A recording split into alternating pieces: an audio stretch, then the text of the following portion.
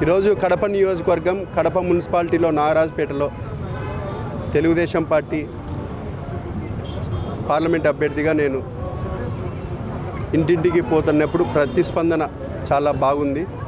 ప్రతి ఒక్కరూ ఇప్పుడున్న ప్రభుత్వం దిగిపోవాలా, చంద్రబాబు నాయుడు గారు ముఖ్యమంత్రి కావాలని ఆశాభావం వ్యక్తం చేస్తున్నారు. వాళ్ళ ముఖాలలో కనపడుతుంది.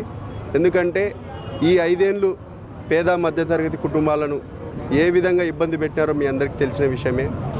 కరెంట్ ఛార్జీలు, బస్ ఛార్జీలు, గ్యాస్ ధరలు, ఇంటి పన్ను, చెత్త పన్ను, ఇట్లా మరీ మున్సిపాలిటీలలో పేద మధ్యతరగతి కుటుంబాల మీద భారం మోపినారు ఈ ప్రభుత్వం. కాబట్టి ఈ ప్రభుత్వం ఎప్పుడెప్పుడు దింపాలా అనేది ప్రజలందరూ ఆశగా వెయిట్ చేస్తూ ఉన్నారు. ఈరోజు మే 13వ తేదీన జరగబోయే ఎలక్షన్స్లో ఖచ్చితంగా కడప పార్లమెంట్ అభ్యర్థిగా నాకు, కడప నియోజకవర్గ అభ్యర్థిగా రెడ్డప్ప గారి మాధవిరెడ్డి గారికి ఓట్లు వేయాలని మేము మా మేనిఫెస్టోని, తెలుగుదేశం మేనిఫెస్టోని కూడా ప్రజల్లోకి తీసుకొని పోయి పూర్తిగా వివరించి చెప్తా ఉన్నాము. సూపర్ 6 అనే కార్యక్రమాన్ని, బాబు షూరిటీ భవిష్యత్తు గ్యారెంటీ అనే ఒక ప్రకటన పెట్టుకొని మేము ముందుకు సాగుతూ ఉన్నాము.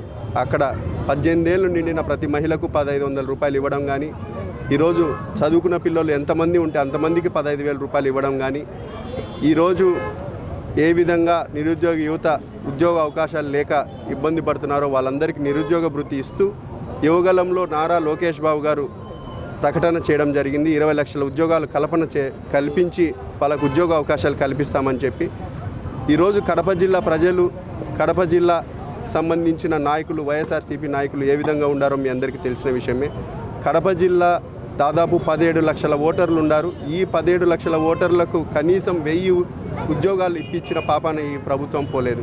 పేరుకేమో సొంత జిల్లా ముఖ్యమంత్రి, ఎంపీగా అవినాష్ రెడ్డి కొనసాగుతూ ఉన్నారు. 1000 ఉద్యోగాలు ఇప్పించలేని పరిస్థితిలో ఈ ఇద్దరు, జగన్మోహన్ రెడ్డి గారు, అవినాష్ రెడ్డి గారు ఉండారని కూడా ఈ సందర్భంగా తెలియజేస్తున్నాం. ఈరోజు ప్రతి విషయంలో, రైతుల విషయంలో ఫెయిల్యూర్ అయిపోయింది. ఈరోజు ఉద్యోగాల కల్పనలో ఫెయిల్యూర్ అయిపోయింది. ఉన్న ఉద్యోగస్తులకు టయానికి జీతాలు ఇవ్వడంలో కూడా ఈ గవర్నమెంట్ ఫెయిల్యూర్ అయింది. కాబట్టి ఎప్పుడెప్పుడు ఈ ప్రభుత్వాన్ని గద్దె దింపాలని ప్రజలందరూ వెయిట్ చేస్తున్నారు. కాబట్టి ఖచ్చితంగా కడప పార్లమెంట్ పరిధిలో ఖచ్చితంగా తెలుగుదేశం జెండా, ఎంపీగా మేము జెండా ఎగరేస్తున్నాము. అట్లనే కడప నియోజకవర్గంలో కూడా రెడ్డప్ప గారు, మాధవిరెడ్డి గారు కూడా నియోజకవర్గం పరిధిలో తెలుగుదేశం జెండా ఎగరేస్తారని కూడా ఈ సందర్భంగా మీ అందరికీ తెలియజేస్తాం. ఎవరెవరు విడివిడిగా అనేది యాక్చువల్గా అది ఎందుకు సిల్లీ క్వశ్చన్ మాదిరి ఉంది. టైం తక్కువ ఉంది. మేము డోర్ టు డోరు, నేను 2 ఓట్లు అడుగుతూ మాధవక్క గారి టైంని నేను తీసుకొని చేస్తున్నాము.